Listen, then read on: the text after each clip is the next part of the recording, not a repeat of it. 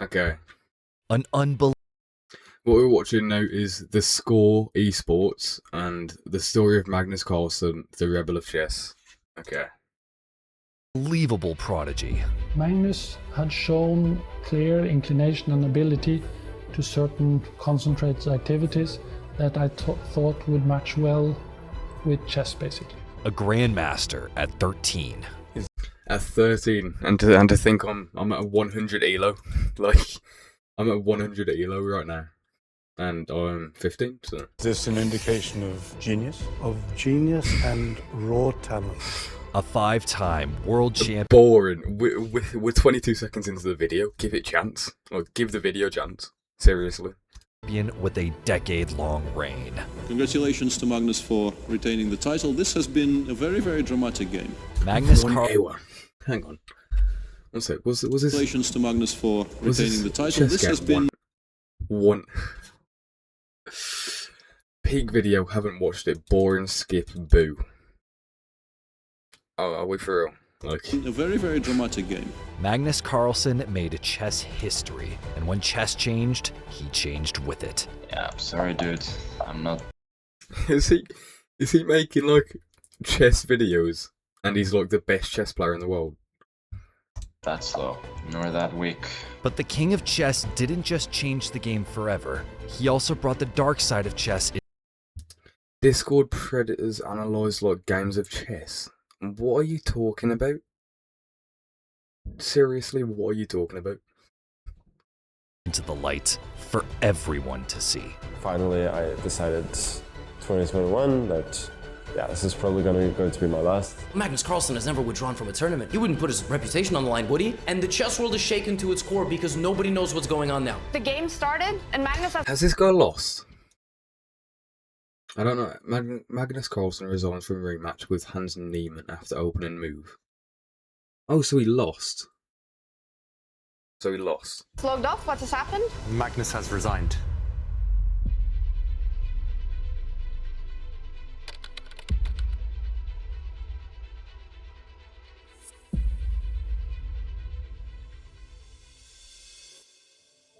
Magnus Carlsen was born in 1990 in Tønsberg, Norway, to parents Sigrun and... Norway?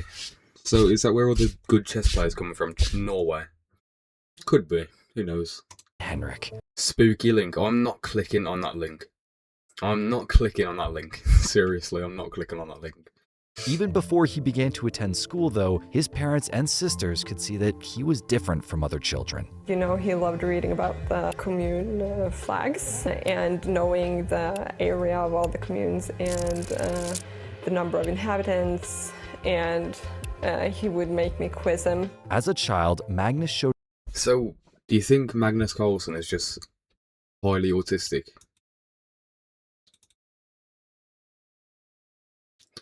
Link was a virus, by the way. Yeah, I'm lucky I didn't click on that link. Okay. Incredible ability to absorb and retain information, but he also appreciated seeing how those things fit together. My father had tried teaching me chess a couple of years before, but I wasn't too interested. I learned the rules, but nothing much more. Yeah, first wanted to beat my sister, then I started to get really interested. From there on, I just played because I loved playing. His enthusiasm kindled by sibling rivalry, Magnus attended his first tournament at 8 years and 7 months old. But over the course... He enters his first tournament at 8 years old. I'm not watching that video. Oh my days, stop typing shit. I'm not watching that video. I'm not watching that video. Stop typing in chat to watch that video. I'm not watching it. Please, stop. Oh my days. Of the year 2000, and with the help of his coach, Grandmaster Simon Agedestein, 10-year-old Magnus proved that he was already better than opponents several years older than him. He was 9 years old. He played in a tournament in Norway with one of my students. He was a rook up against one of my students, and the other students were laughing because that guy was a rook down against this very little boy. In 2004, Carlsen shockingly defeated former world champion... Is he like 8 years old and he's going up against a 50-year-old? I mean, I guess it doesn't really matter when it's like a mind game, is it? But it's like still, it's kind of crazy that he's going up against a 50-year-old at like 8 years old. Anatoly Karpov in blitz chess in Reykjavik before he found himself face-to-face with another chess legend, Garry Kasparov, then ranked number 1 in the world. So Magnus Carlson was number 786. Yo, what's up, Yasir? I'm reacting to a chess video because I'm trying to get better at chess. So, so he went up against a number 1 chess player. In a sign of things to come, a young Carlson drew Game 1 against Kasparov. It's a sensation. Magnus managed to draw against Kasparov. Kasparov couldn't beat Magnus. So he beat the number 1 chess player at like 9 years old. So he was literally just a prodigy, like a full child prodigy. Think, wow, Kasparov couldn't beat. Oh, it's Gotham Chess. Okay, it will make me better at chess. Okay, learn from the greats. Okay, learn from the greats. This is gonna make me better. This is gonna make me better at chess. This is gonna make me reach 500 ELO this week. I'm reaching 500 ELO this week. Okay, trust me. Magnus, what? But that's not really the case, because it was a knockout rapid event. That was just the first game. And here on move 32, Magnus Carlsen resigned, therefore being eliminated from this tournament in Reykjavik. Garry Kasparov also went on to win this tournament. He had to get through Magnus Carlsen, which potentially is the most impressive. It was quite a tough match, and I changed the move order in the opening, and I got totally lost position. And then I just managed to survive by miracle. I think he got nervous because he saw he was winning, and then he just missed his chance. But Magnus's true breakout moments were the wins that earned him his Grandmaster title. First, at the Chorus Chess Tournament held at Vikonsay, he won his group, performing at a rating of 2702. What's 2702? Is that 2,702 ELO? And I'm on 100. The Aeroflot Open in Moscow, Carlsen defeated Russian GM Sergei Dolmatov. And 1 month later at the Dubai Open, Carlsen put up another incredible result with a performance rating of 20. Chess, a new Grandmaster at just 13 is showing hints of greatness. A new Grandmaster? How do you become a chess Grandmaster? Let's search it up. Hang on.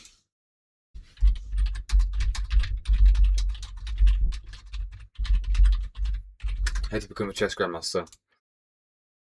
FID rating of 2,500 plus and securing 3 GM norms. Performances 2,600 plus with rating in tournaments with specific rigorous criteria.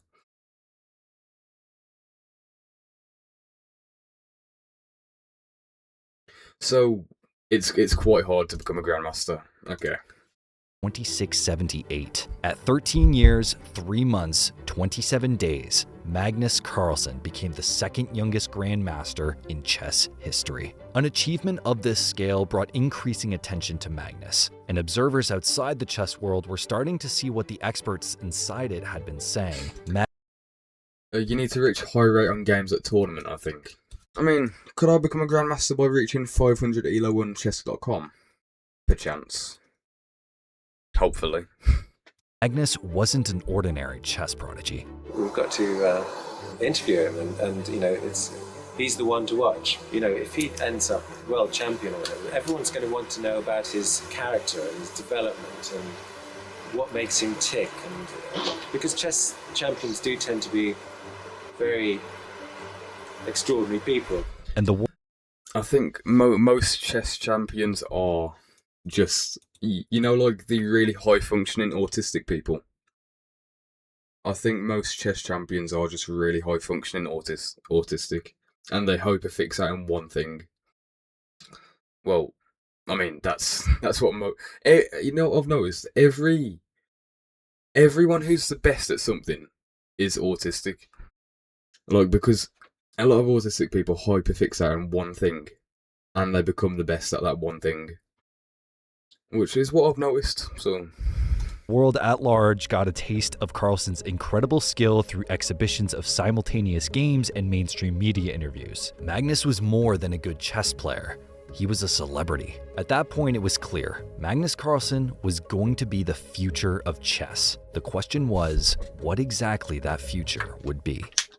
In the years after achieving Grandmaster, Magnus continued to play both Norwegian national tournaments and various other international events. But chess itself was changing. The World Championship had formerly been split between FIDE and the Professional Chess Association, but in 2006, that schism was ending. To complete this change, the 2006 championship was played between the 2005 champions of both organizations. The format also moved to more standard time controls. On the player side, access to computerized chess and increasingly sophisticated chess engines was shifting how players learned, practiced, and prepared. Wait, so when did chess become a thing on computer?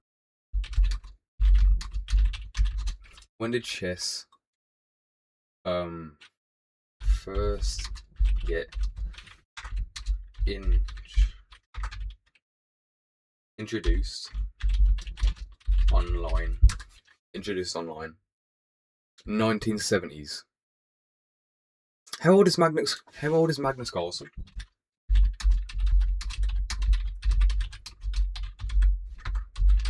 How old is Magnus Carlson? 35. So he's not old. I mean, well, yeah.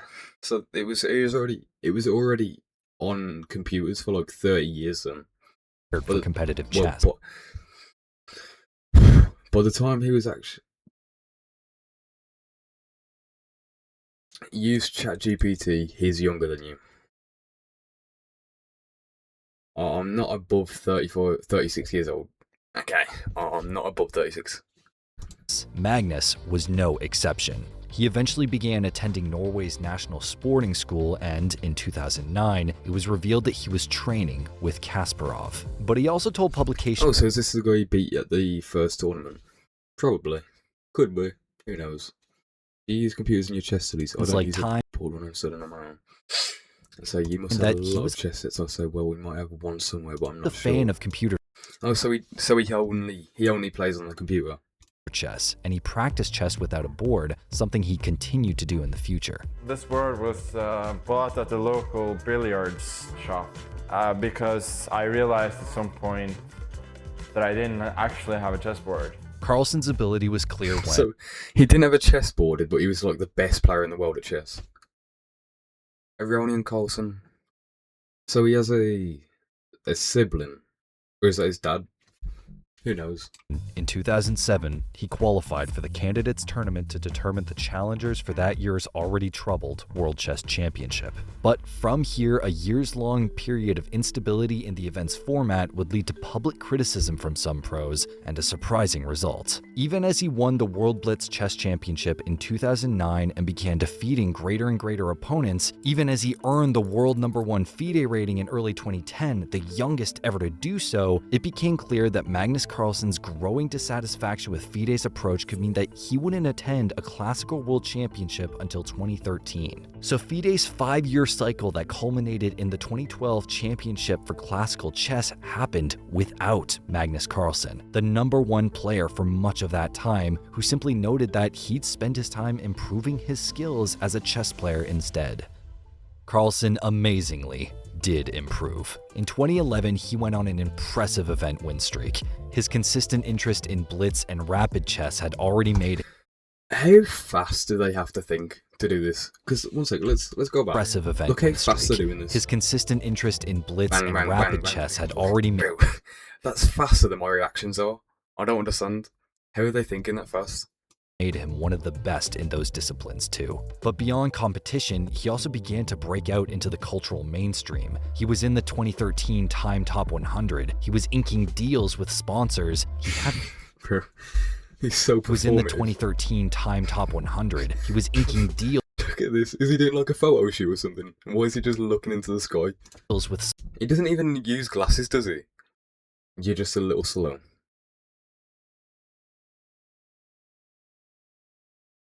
Sponsors, he had a 60 Minutes episode. But you enjoy it when you see your opponent squirm? Yes, I do. I enjoy it when I see my opponent, really suffering, when he knows that I've I know that guy. He's Hikari. I saw him on TikTok. He's Hikari. I know him. I think that's his name. I think. Really suffering when he knows that I was outsmarted him. Some questioned whether the demands from this kind of publicity had the potential to damage Carlson's competitive hopes. He wasn't worried. And when Carlson returned to the candidates to qualify for the World Chess Championship in 2013, it was because he was again the highest rated player in the world. It's a big deal. I've been really motivated for the candidates tournament. How long do you think you have to play chess for each day to be this good? Obviously, you need to be like gifted. But I would say you need to play chess for like 12 hours a day, every day.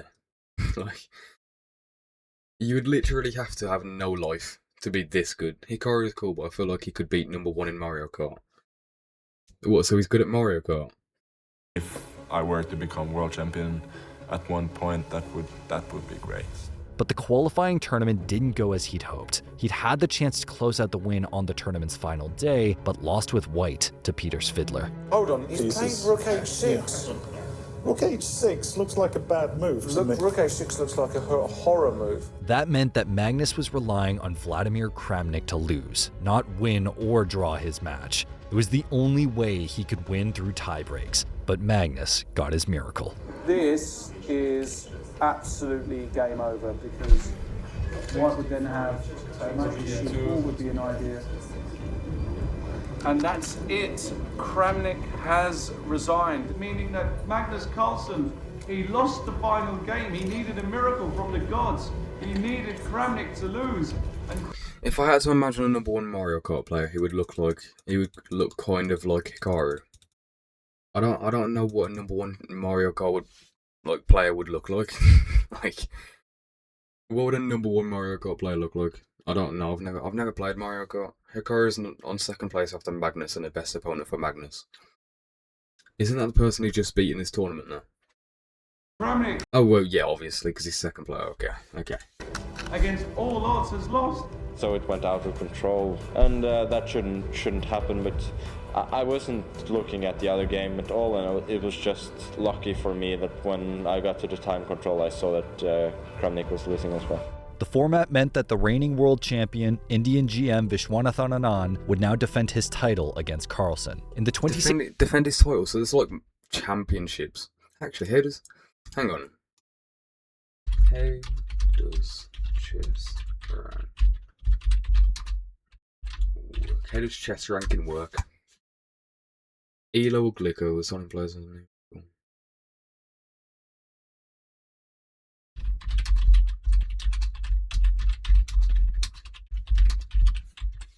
What makes someone the best chess player? No, I mean like...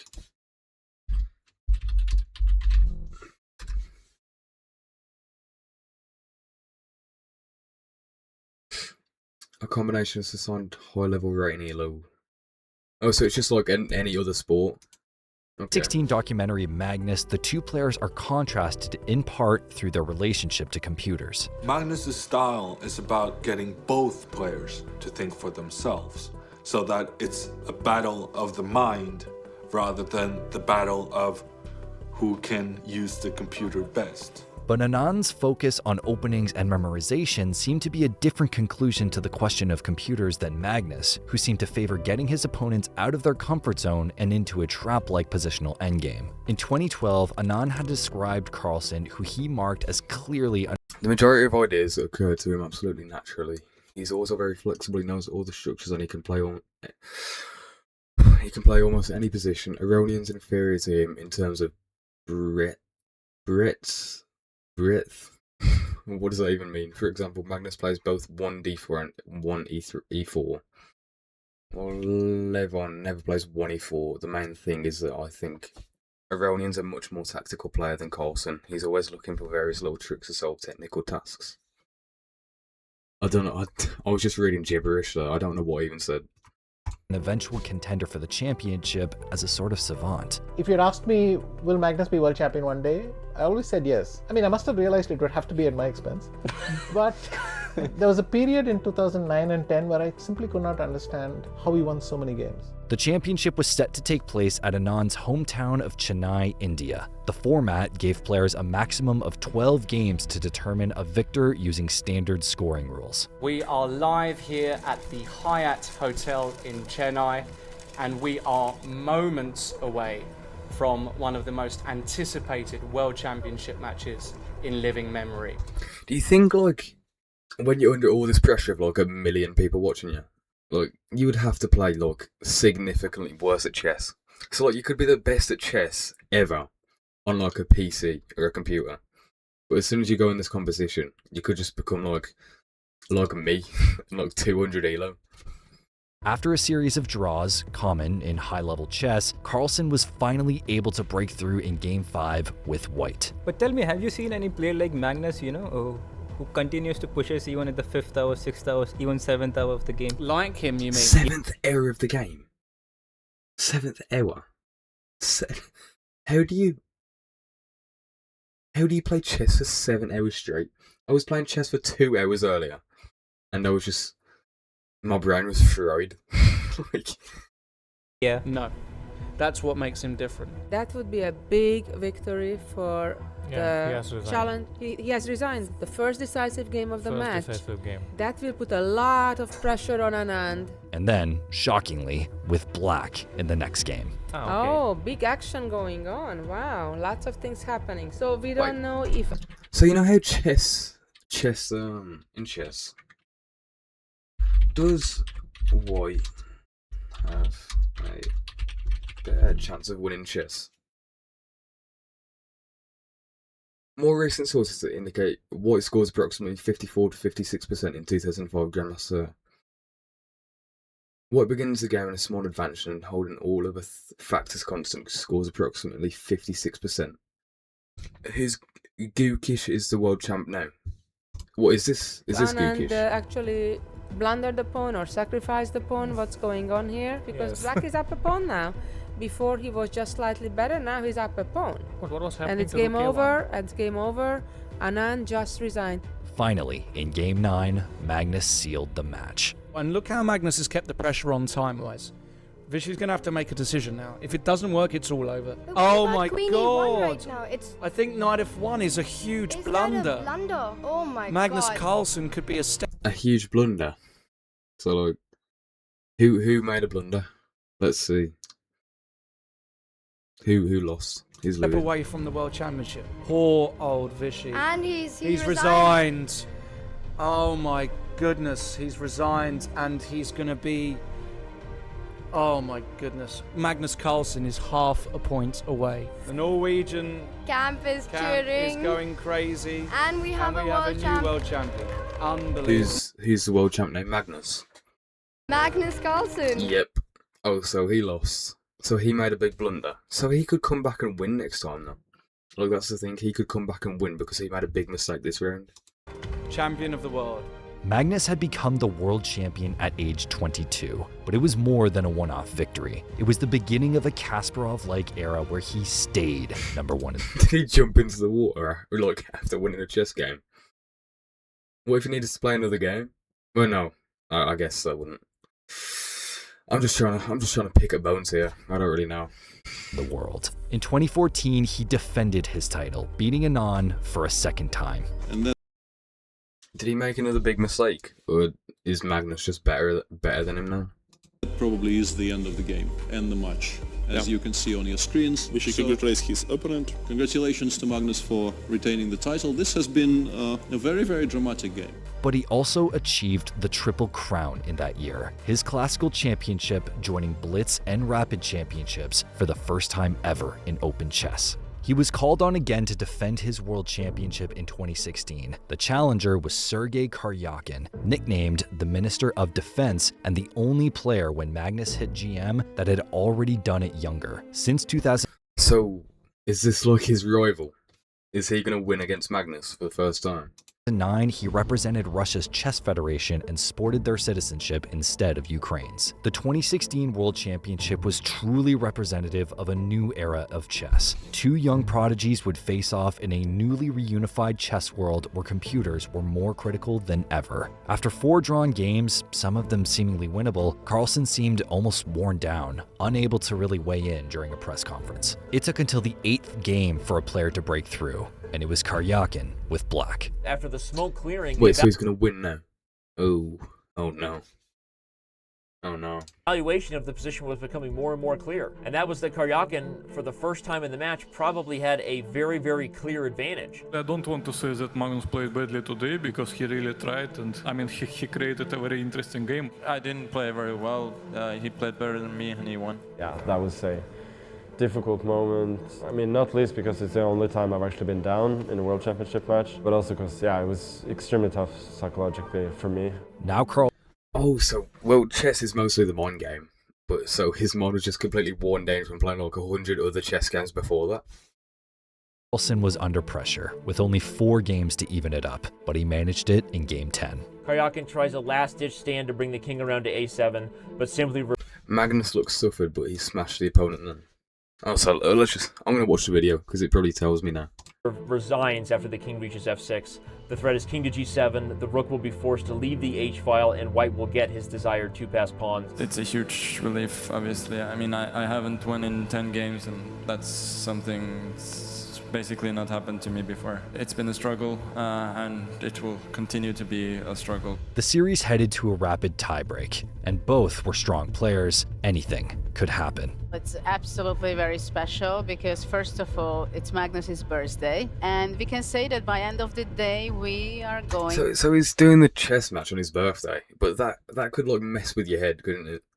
If you're doing a chess match on your birthday, like it would just mess with your head even more. And then he's done like 100 other chess games before that, and he's worn down mentally. Like, what's the point in still doing the match? To know who is the world champion. For sure, it was not Magnus's dream to get 6-6 and go all the way to the playoff. But Magnus would not be denied. He took on c7 rather than playing tickle, and immediately resigned after the move rook a1, which is just a skewer of the queen to the bishop, winning a piece for nothing, and followed by mate, really. The nicest move to finish the game that Carlson played, which was queen to h6, and the challenger immediately resigned. Bravo, fantastic. Oh, so he still won though. This is the GOAT of chess. Might as well be. The GOAT. The GOAT of all time. What? Am I stupid? The GOAT means the greatest of all time. The GOAT of all time.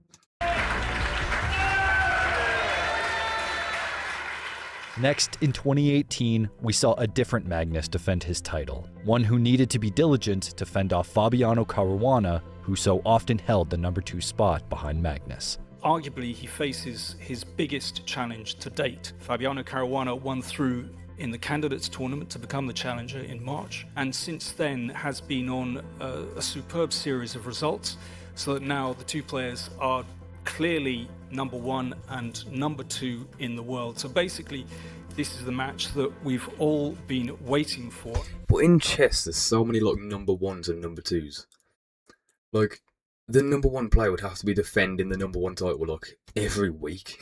Seriously, like how many matches has Magnus Carlson done now? Like 10 against number 2s. Fabiano's incredible preparation proved a match for Carlson as the two players drew all 12 games, but Magnus again showed his strength in the rapid tiebreaks. It all comes down to this. I think the people are excited for today. How could you not be, right? Rapid tie breaks to start with. We've seen 12 draws, and I think the people are ready for some blood to be spilled. Rook g5, king f3, rook f5 check, and then I take the try. You take the pawn. And then I get into a winning endgame. I think Magnus might have just won the game with that tempo. Oh, wow.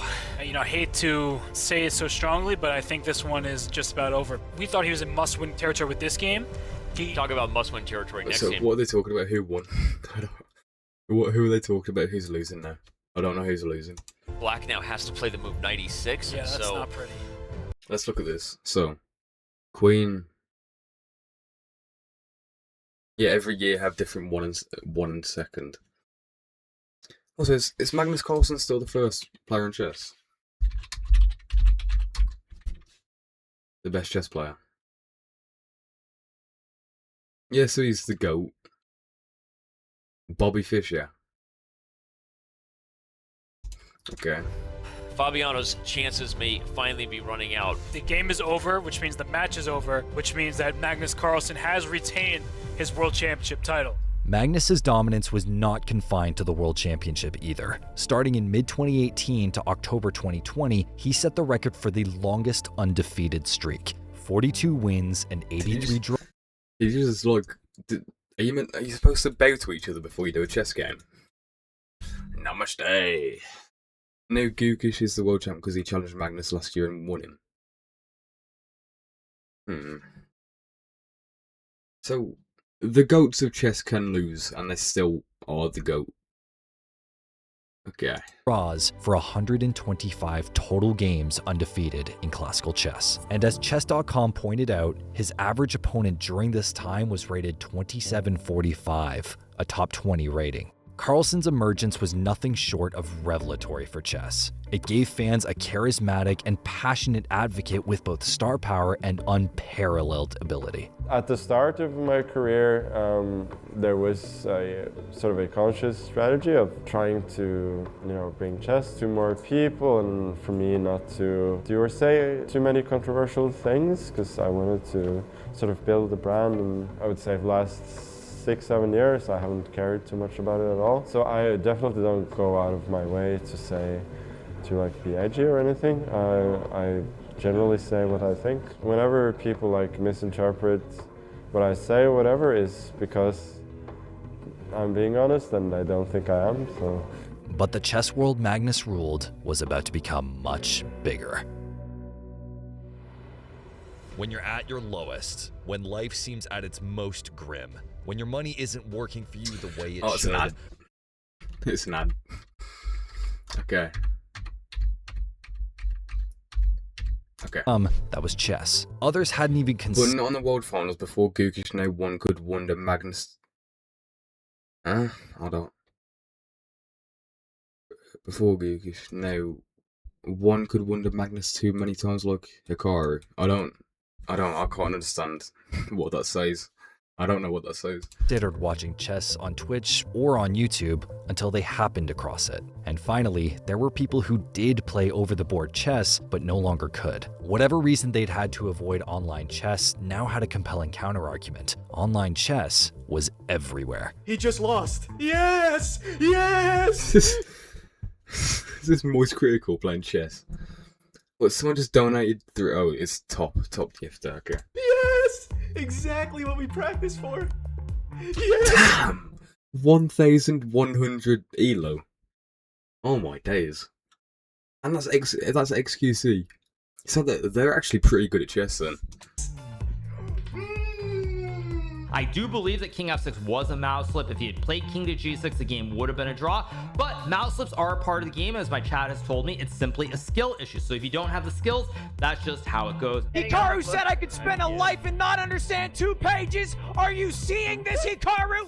I understand every word. I think chess is definitely evolving in the sense that it's becoming more part of popular culture. I'm not sure that the players or the personalities have changed too much. You add the release of The Queen's Gambit on Netflix to all that, and chess was having a moment. Suddenly, chess.com was scrambling to scale their services to meet demand. I think in terms of how chess has been depicted in media, then Queen's Gambit really stands out for me. Mostly because there were a lot of interesting positions that I hadn't seen before. So I was really captivated by that part. I know that Gary helped with Queen's Gambit, other people as well, and there were really some interesting moments there. On December 31st, we had 7 million active members on chess.com in a single day for the first time. On January 20th, we had 10 million members. Traffic on chess.com in general has nearly doubled, especially during peak hours from noon to 4 p.m. Eastern. An entirely new kind of chess fan was born, one who mostly accepted the current digital-first nature of chess without complaint and who sought more of everything. Game analysis, historical videos, reviews of recent games, and even chess theory all saw a resurgence. On what is this Gotham chess? YouTube and Twitch, existing GMs and content 3,000 ELO. Oh my lordy lord. Creators exploded in popularity as demand for chess, any kind of chess, skyrocketed. I'm just gonna literally move all my pieces over here. Is that Mr. Beast? How many people have played chess.com? Can't. I mean, I'm just gonna throw them. What? Let's try this one. How do knights move? What? What the hell are you saying? I generally think that the surge in popularity for chess the last few years, it's been huge net positive. I think we should focus on the positive, the fact that it's bringing more people to chess, that it's, you know, increasing the size of the ecosystem. Then there were events that brought chess into a new world, like Ludwig's incredibly popular Mogul. Oh, was this a chess boxing thing I saw? And whenever, oh man, I saw this, and I need to win in chess and then win in the boxing. Oh, I saw this. Chess Boxing Championship, which prominently featured the sport of chess boxing. 10 seconds. Will she deliver the killing blow and win, or will she lose to checkmate? Whether discovering chess or rediscovering it, Magnus's name was a natural starting point, and he continued to impress fans as he went on to defend his title in 2021 against Jan Nepomniachtchi. Notably, unlike the 12 drawn games and tiebreaker win against Caruana at the 2018 World Championship, Carlson won 4 games in 2021, including 2 with black after a stunning collapse from Jan. He played G3? Oh my gosh. Oh. Wait a second. Seriously? G3 is a horrific blunder, and white is going to lose the game within the next 10 moves. Like, I don't think it's anything very complicated. This is just unbelievable. Don't play F6. Don't play F6. Wait a second. We have a resignation. We have history. He also earned his 3rd Triple Crown. Triple Crown? What does Triple Crown mean? Hang on. I keep hearing Triple Crown, but I don't know what it means.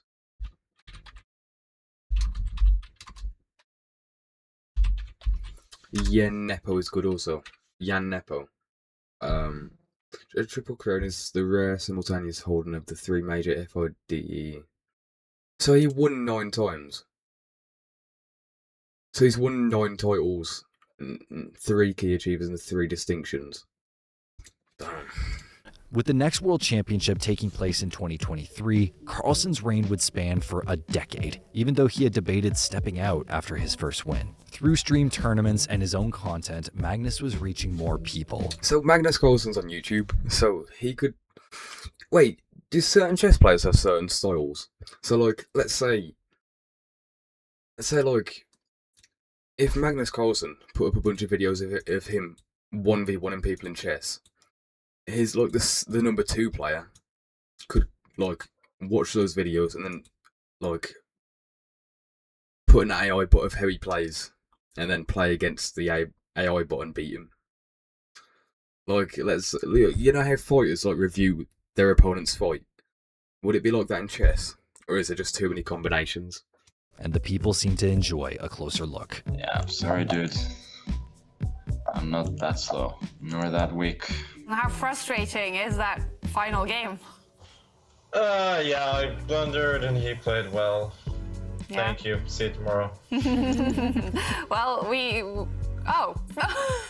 I thought it was a joke. Yeah. I need some more content for my new NFT collection. Yeah, of course. Oh And that, I'm really sorry about this. It's gonna have to be king.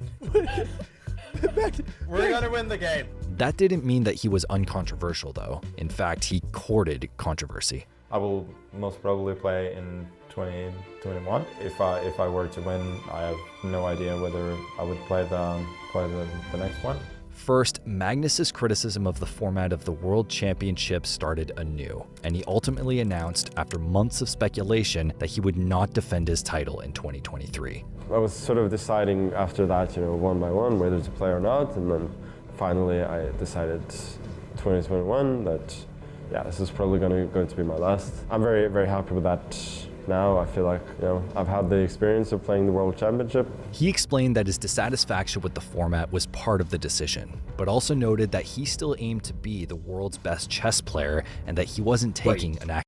Is Magnus Carlsen retired? Hang on.